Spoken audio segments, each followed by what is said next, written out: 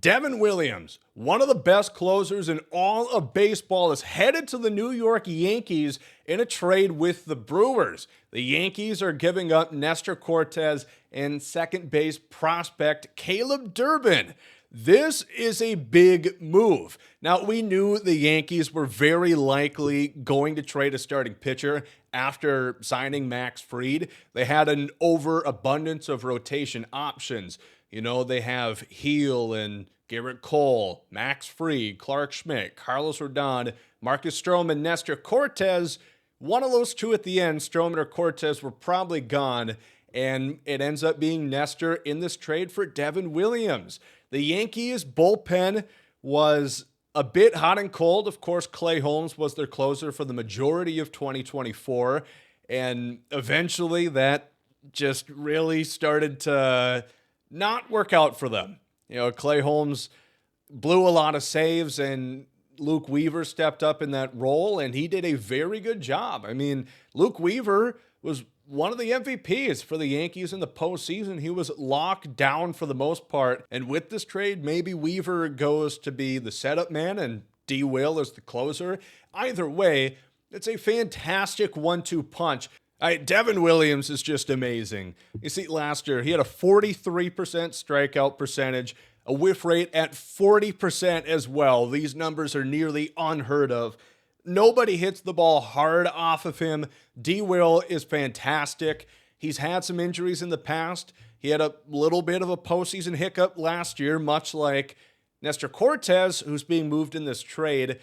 I really hope that the World Series, the Grand Slam given up to Freddie Freeman, isn't the lasting memory of Nestor in a Yankees uniform, because he really did have some good moments there. 2022, when he broke out, he was really fantastic, and I think a lot of Yankee fans were thinking maybe he would be there long-term years from now and he'd get an extension.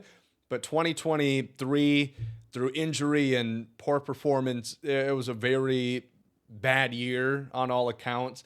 And this year was better, but overall, like we said, someone had to go out of that rotation. You know, they have 7 starters, and I think Nestor had more trade value than Marcus Stroman, who makes more money. He's also got 1 more year on his contract, and I think I'd probably like Nestor Cortes a bit more than Marcus Stroman. This is a big win for the Yankees. They get more bullpen help, which they needed, and they didn't have to give up too terribly much in order to get it. Granted, D. Will is in his 3rd year of arbitration, meaning he'll be an unrestricted free agent by year's end.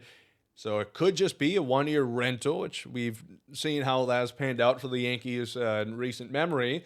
But I think he's a great candidate to get an extension. And yeah, I like it for them. As for Milwaukee, they get not only Nestor Cortes, but also Caleb Durbin, who had a very good performance in the Arizona Fall League. He's a second baseman that brings a lot of speed to the table. He's had great success swiping bags in the minors, and he brings really good bat-to-ball skills as well. He does not strike out that much at all, and he's also, you know, going to work his walks. He's got a very high on-base percentage throughout his minor league career. So they get him and Nestor Cortes, who in his own right is on his 3rd year of arbitration. He'll be a UFA by the end of the year. I think the Brewers were not going to pay Devin Williams. That was pretty clear. So it's good that they get something out of him. Is Nestor Cortes and Caleb Durbin the best package possible? I'm not sure. I would think that Devin's status would maybe warrant a bit more, even if it is just for 1 guaranteed year. But that's no slight at Nestor or Caleb Durbin.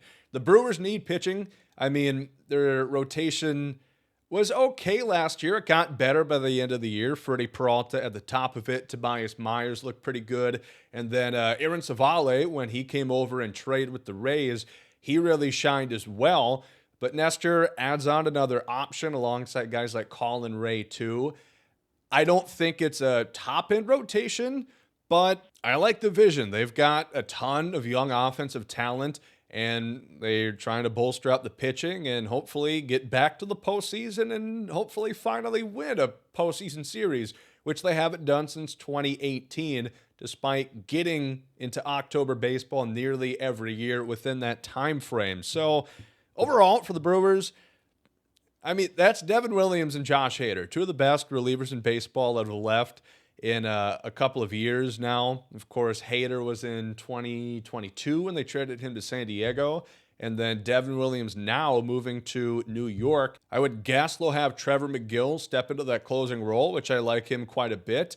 And yeah, I do think I like this deal for the Yankees more. They got the best player here. I mean, Devin Williams, I don't think anyone is going to debate that. He is truly special. He's really going to help out that bullpen for a team that, once again, has not only playoff aspirations, but World Series aspirations. But I don't hate it for the Brewers. They get something that's going to help them. They're kind of in a tight corner. They weren't going to pay D-Will. Everybody else knows they weren't going to pay D-Will. So it's kind of, do you get something now for him, or essentially just lose him for nothing? Because I don't think they would try and extend a qualifying offer necessarily to Devin Williams. They'd probably just watch him walk away by the end of next year. So Yankees, great. Brewers, not bad. Let me know what you guys think about this trade down below.